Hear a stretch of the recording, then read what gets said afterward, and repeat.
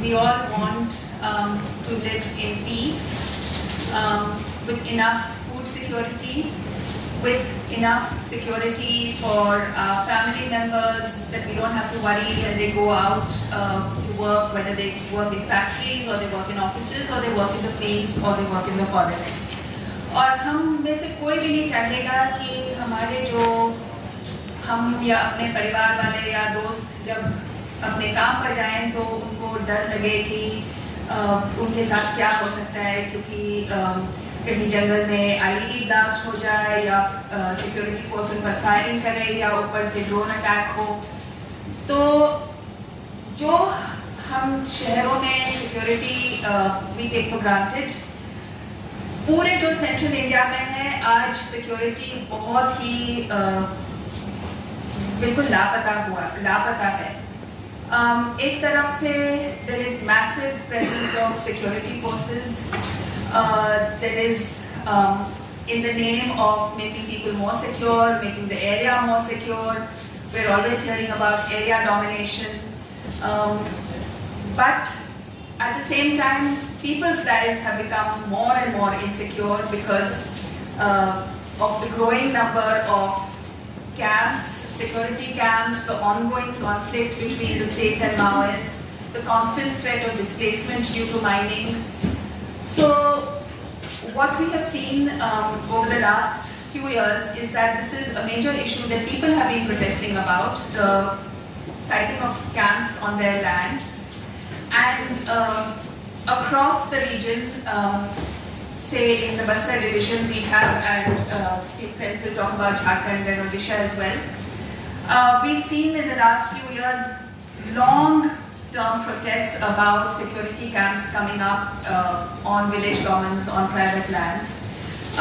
We've all heard about the farmers' protests. हम सब लोग वाकिफ हैं जब कोई भी बड़ा जैसे वो साल भर चला जो farmers का protest था, पर जिस तरह ये प्रोटेस्ट 3 साल से ऊपर से चल रहे हैं और फिर भी मीडिया में उनके बारे में कुछ बात नहीं होती है, लोगों के मांग को पूछा नहीं जाता कि लोग क्यों प्रोटेस्ट कर रहे हैं इतने सालों से, तो इस पर थोड़ा light to investigate, and we conducted a fact finding in Bastar, North and South Bastar.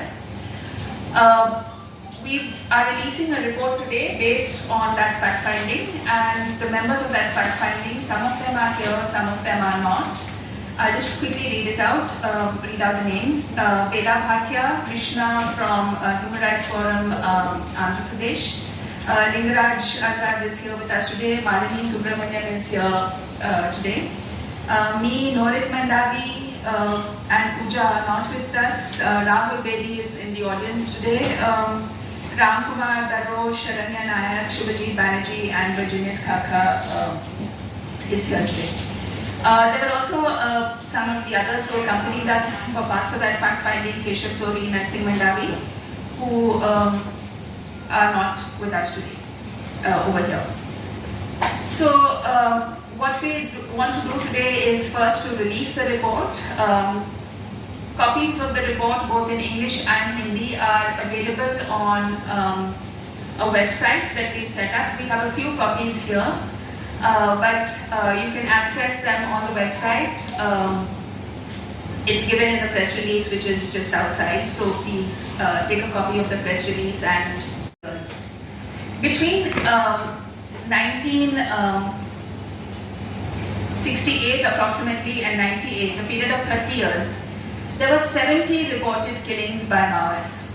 From the period between 2005, when Salvatulum started, and 2009, we estimate that there were at least 5,000 killings, if not more, and most of these were not recorded. And that was a period when villages were being burnt in their entirety, people were being killed, their bodies left to rot on the road or in the jungle, and people had fled in large numbers to Andhra and to Telangana and also bits of Odisha and Maharashtra. From 2009, we began to see the government started recording these as encounters, and then we again saw a number of encounters many of which were most likely extrajudicial fake encounters. And we also saw some mass killings. So, for instance, in Tajmetla, there were 3 villages were burned, 160 houses in one village alone. In Sarpeguda, 17 people were killed. In NS Mehta, 8 people were killed. This was a period when there were these mass killings happening in different places, and there have been judicial inquiries into all of these, in which they have found that these were committed by the security forces, but there has been no prosecution at all. In about 2015-16, under Mr. S.R.P. Kalluri, who was then IG and first SSP and then IG, there was again a sort of attempt to revive the Salwa Judum. There was massive terror, a huge number of killings, and after that again there was a sort of lull. And now again since about 2018 onwards till now, we see the proliferation of security camps, and in the last year there have been a number of killings as the number of killings has escalated again. So for the last 20 years, the people of Bastar have had to live with this enormous insecurity about life, about just whether they can get through their everyday work. And what happened in from 2016, we've been seeing, with these camps coming up, there was also a large number of youth protests which began to come up. People began to do dharnas at the site, at their own village sites, and these were peaceful dharnas. They've been अभी तक मतलब सिलगेर में 3 साल हो गए, अभी तक धरना चल रहा है, और ये धरनाएं मतलब गांव से लोग अपना राशन इकट्ठा करके आते हैं, वहाँ रहते हैं, वॉलीबॉल खेलते हैं और धरना भी लेते हैं कैंप्स के खिलाफ. और recently these ongoing dharnas have been met with a lot of police repression again, and the people who have been leading these dharnas, young activists, have been arrested. So that is the context in which we started doing this fact-finding, the proliferation of camps, and now the increasing number of encounters. And I will leave it to other people to talk about it in detail. We have with us today Bela Bhatia. She's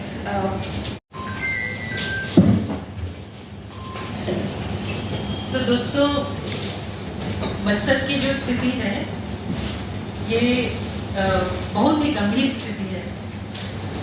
Bastar is in a very deep state of crisis, and it has been in this situation for a very long time now, since 2005. And instead of this crisis getting resolved, it is getting worse. जब हम crisis की बात कर रहे हैं और ये conflict की बात कर रहे हैं जो एक्चुअली वॉर है, जिसको आज दिन तक हमारी भारत सरकार इसको वॉर बोलने के लिए भी तैयार नहीं है. इसको अभी तक वो कॉन्फ्लिक्ट बोलती है, क्योंकि अगर वो वॉर का नाम बोलेगी तो फिर उसको इंटरनेशनल कई तरह के इंटरनेशनल लॉ के तहत उसकी जिम्मेदारी और जवाबदारी बढ़ेगी. तो आज भी उसको भी कॉन्फ्लिक्ट बोल रही है. मगर ये किस तरह का कॉन्फ्लिक्ट है कि यहाँ पे 1 लाख से ऊपर पैरामिलिट्री फोर्स है. बस्तर जो डिवीजन है ये केरला राज्य जितना रफली उसका क्षेत्रफल है, ये 7 जिलों में ये बटा हुआ है. मगर जो कॉन्फ्लिक्ट है ये बहुत एक्यूट है. उसके कुछ पार्ट्स में जो अनडिवाइडेड दंतेवाड़ा डिस्ट्रिक्ट था और जो नारायणपुर कांकेर वो उस एरिया में है. तो 20 साल से यहाँ पे ये एक आर्म्ड इंसर्जेंसी के खिलाफ चल रही काउंटर इंसर्जेंसी, जिसमें बस जो रास्ता वो अपना रहे हैं इस इंसर्जेंसी के साथ में डील करने के लिए, वो वायलेंस का ही रास्ता है. और इसीलिए आज हम लोग जो आपके सामने आए हैं वो इसी चिंता में आए हैं, क्योंकि बस्तर में इतना जो खून बहा है, मतलब हम इसके बारे में आपको जितना भी बोले वो बहुत कम है, बहुत ज़्यादा. मतलब इतने डेड बॉडीज हम जो भी वहाँ कार्यकर्ता हैं किसी भी कैपेसिटी में हैं, we have seen so many dead bodies in the course of our own work in the last few years, that your brain becomes numb. You know, you have seen so many, the kind of conflict, the kind of violence, the kind of incidents, the kind of पूरा समय वहाँ पे चलता है. There is no respite at all. So जो हमारा जो एक तरह से ये पूरे आपके साथ में वहाँ की हकीकत को शेयर करने के पीछे हमारा जो मकसद है वो यही मकसद है कि हम लोग सबको आज के दिन में इंडियन पब्लिक को मिलके सोचने की ये जरूरत है कि इसका क्या किया जाए, और जो रास्ता जो सरकार अपना रही है, चाहे वो केंद्र सरकार हो या वो राज्य सरकार हो, क्या वो रास्ता ठीक है, ये प्रश्न मेन प्रश्न है. तो जब हम मिलिटराइजेशन की बात कर रहे हैं तो उसका एक्सटेंट क्या है? उसका एक्सटेंट ये है कि अगर आप बस्तर के टाउन में जाएंगे, जैसे आप जगदलपुर जाएंगे, तो वहाँ पे आप किसी मॉल में भी जाके शायद कोई फिल्म भी देख लें, कहीं जाके आप शॉपिंग भी कर लें, वहाँ आपको वॉर का कुछ एहसास आपको नहीं होगा. मगर जैसे ही आप इंटीरियर एरियाज में जाने लगेंगे तो आपको चप्पे चप्पे पर every 2 to 5 kilometers you will come across a camp on your left or on your right. They occupy large areas. They are not, you know, some small minuscule police थानास या छोटे कोई क्यूबिकल्स में, ऐसा नहीं है.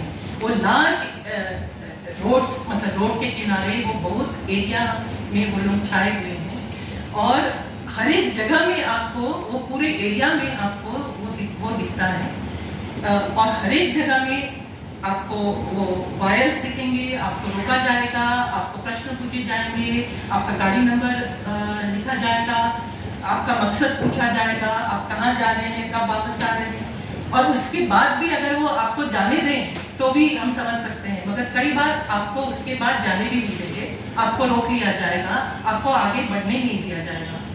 हम सब ने ये एक्सपीरियंस किया है कि कहीं अगर केवल 5 किलोमीटर की दूरी में भी हम किसी जांच के लिए जा रहे हैं तो हमें कई बार इतना लंबा चक्कर, एंड वहाँ का चक्कर मतलब वो बहुत बड़ा चक्कर होता है, क्योंकि through stony paths, it's through forest areas, and whoever is taking you is at risk. So it's in that kind of a situation that you try to reach these areas and try to find out the truth. Now ये जो surveillance है, ये it is more or less, I mean, I'm not exaggerating at all. It is like being in an occupied territory. The night, because if they get people's permission or they inform anyone, then Maoists will object. So that means they're coming by surprise and cutting these trees. On the other hand, when we ask what's happening to the trees, who's paying the compensation, he says, no, the forest department is marking the trees and somebody is paying compensation. So there's also massive environmental damage and no accountability whatsoever. There's also a lot of poaching going on, and that's something that again we don't get to know because of the situation of violence over there. So our fact-finding report has highlighted the lack of due process, both in terms of land rights, in terms of forest rights, in terms of the fact that people are not being consulted. I now request Narayan Tandyan and Siraj Datta from Jharkhand to talk about the situation there. They both are representatives of the Jharkhand Janadhikar Adivasi Mahasabha, and Narayan comes from Chaibasa. He's studying law and is also an activist there. Siraj is based in Ranchi.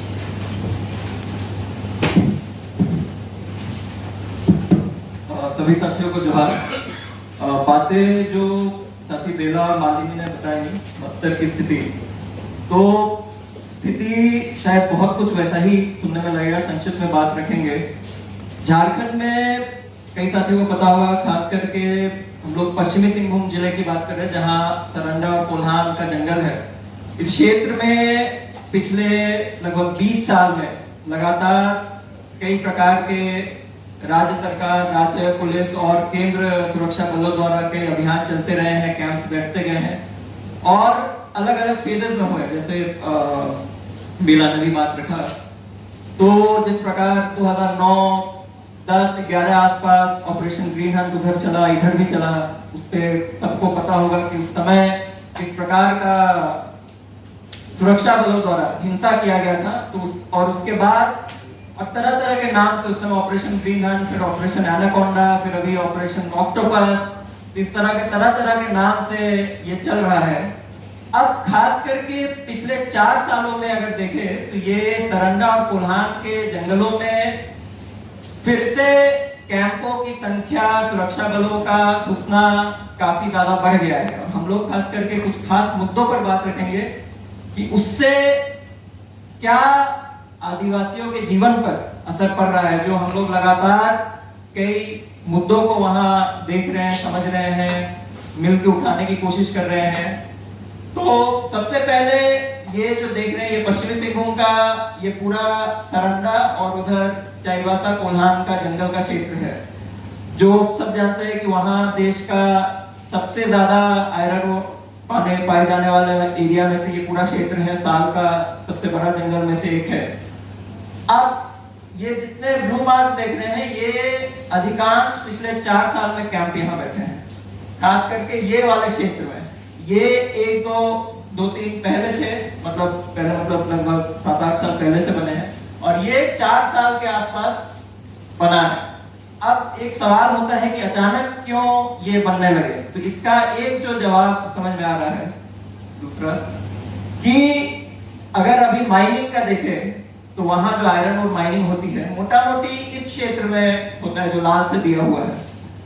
2013 में justice MB Shah commission ने उस समय illegal mining पर एक काफी विस्तृत उन्होंने एक रिपोर्ट दी थी, और उस रिपोर्ट के आधार पर 2018 में मिनिस्ट्री ऑफ एनवायरनमेंट ने एक माइनिंग प्लान को अप्रूव किया था, जो काफी शोध के बाद बना था, जिसमें इस पूरे क्षेत्र में माइनिंग के लिए 2 जोन बना दिए गए थे, और बाकी क्षेत्र को जो लगभग 50,000 हेक्टेयर जैसा होगा उसको कंजर्वेशन नो माइनिंग क्षेत्र उन्होंने घोषणा किया था कि यहाँ माइनिंग नहीं हो सकता है। तो मोटा मोटी यही है कि ये क्षेत्र में मोटा मोटी था कि जोन 1 और जोन 2 करके माइनिंग हो सकता है, ये पीले वाले में माइनिंग नहीं हो सकता है।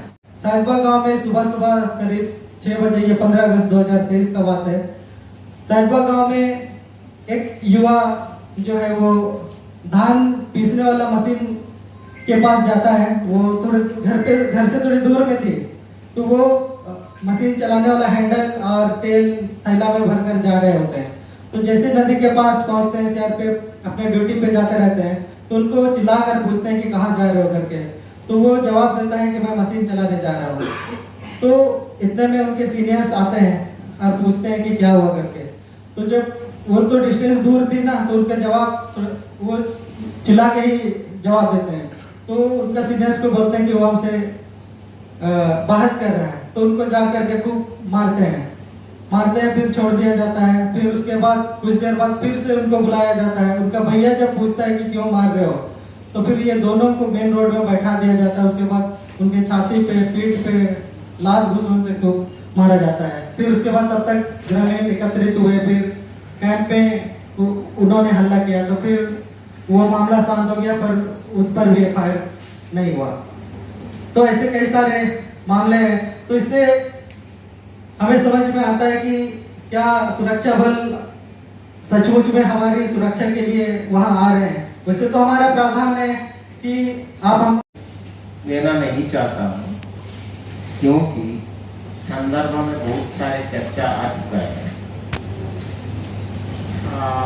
सिर्फ मैं कहना चाहता हूँ, जितने लोग हम इस मुद्दा को लेकर के आपको चर्चा करके पूरा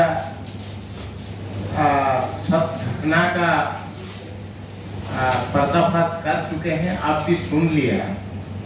तो आज हम देख रहे हैं सिर्फ ये बस्तर का नहीं है और झारखंड का भी नहीं है, ये सारे इलाका का ये चल रहा है। हमारा उड़ीसा में चल रहा है और दूसरी स्टेट में भी चल रहा है। हमको दिखाई नहीं देता है और दिखाने के लिए ऐसा आ करके नहीं बोलते। जितने लोग भी बैठे हैं हर कोने कोने से आए हुए हैं, तो मेरे ख्याल में मैं देख रहा हूँ उड़ीसा का संदर्भ में हम जो बताना चाहता हूँ कि उड़ीसा में जहाँ प्राकृतिक संसाधन रहता है यही आदिवासी ही ज्यादा रहते हैं, और जहाँ प्राकृतिक संसाधन होता है उसी जगह में रिप्रेशन ज्यादा होता है। नहीं तो आदिवासी लोग रहते हैं, बहुत सारे इलाका में रहते हैं, जंगल में भी रहते हैं, जिस जंगल में इतना आवश्यक प्राकृतिक संसाधन नहीं है तो उस जगह में ऐसा रिप्रेशन भी ज्यादा नहीं होता है, कम होता है। तो ये जो है मैं देख रहा हूं आदिवासी कहने से आज संकट में फंसे हुए हैं, और सिर्फ आदिवासी संकट में फंसे नहीं, देश खतरा में चल रहा है। इसीलिए हम क्या करना चाहिए, हम क्या कर पाएंगे, जिन्होंने लड़ते हैं इन लोग सड़ते हैं कि अगर लड़ने वाला को हम मदद देने के लिए शोर मचाएंगे तो अरवान नक्सल के नाम पर हम भी गिरफ्तार हो जाते हैं और खतरा में फंस जाते हैं। तो ये संकट ये देश के लिए बड़े खतरा पैदा हो रहा है। तो देश को हम जिंदा रखने के लिए जैसा धार्मिक उन्मादना जैसा बढ़ता जा रहा है, और ये जो देश के आर्थिक और इंडस्ट्रियलाइजेशन के नाम पर इतना खतरा भी और इतना उन्मादन भी हो रहा है। आदिवासी को नक्सली कहा जाता है और मुस्लिम को देशद्रोही आतंकवादी कहा जाता है। हर आदिवासी नक्सल नहीं होते हैं, हर मुस्लिम आतंकवादी और देशद्रोही नहीं होते। ये हमको समझना है।